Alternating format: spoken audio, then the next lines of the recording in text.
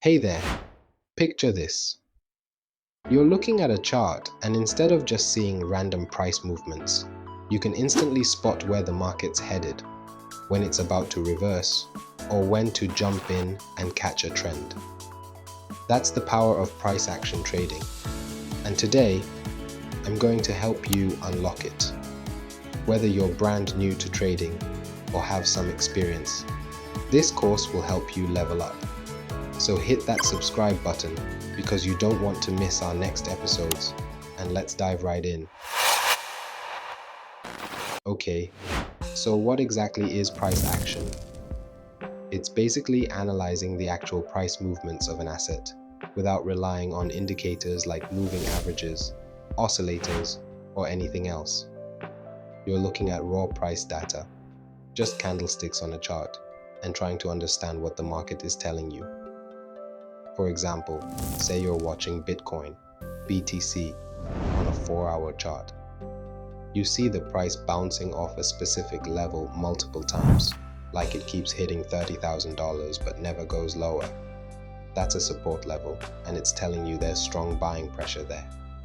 If it breaks below that, you know something's changed and sellers are taking over. Why should you care about price action? Because it puts you in sync with the market. You're not relying on lagging indicators that might give you signals too late. Instead, you're interpreting what's happening right now. For example, if you're day trading and you see a big candlestick forming with a long lower wick, more on this in a second, that's a sign buyers are stepping in. You can use that info to time your entries and exits much more precisely. Let's get practical with candlesticks.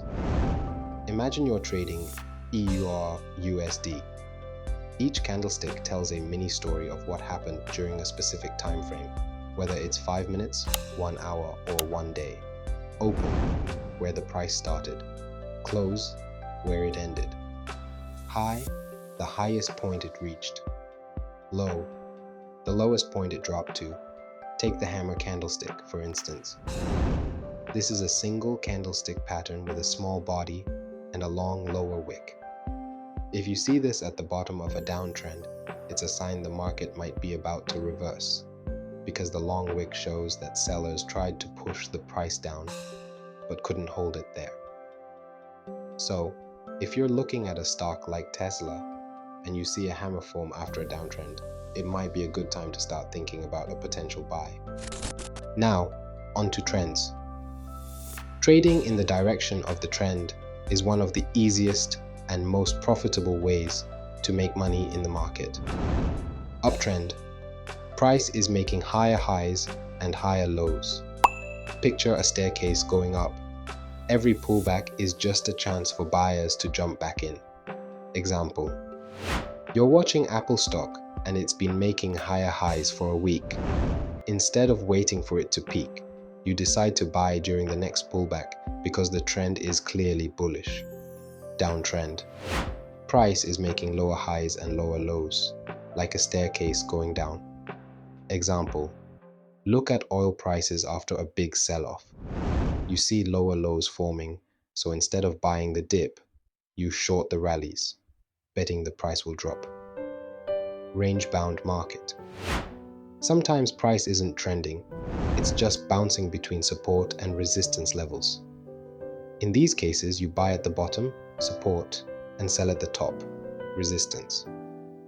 Example, on the EUR USD, if you notice that the price keeps bouncing between $1.10 and $1.12, you'd buy near 110 and sell near 1.12 until the market finally breaks out of that range. Here's where the magic happens. Patterns. Double tops and bottoms. Say you're looking at Amazon stock and you see the price hit a high of $3,500, then drop, and then go back up to $3,500 again but fails to break higher.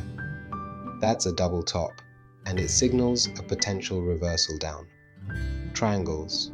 On a Tesla chart, you notice the price making lower highs and higher lows, squeezing into a point. This is a triangle pattern. If it breaks to the upside, you can jump in for a quick profit.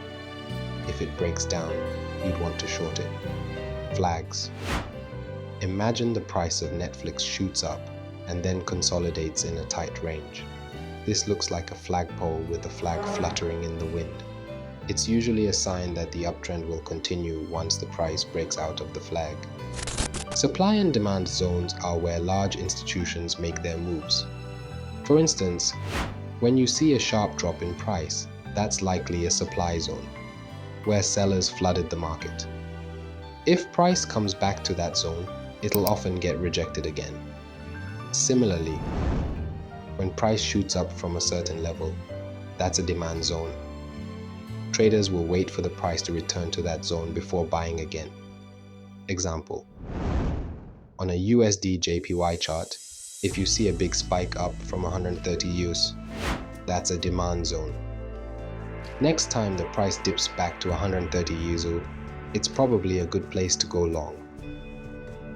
There you have it.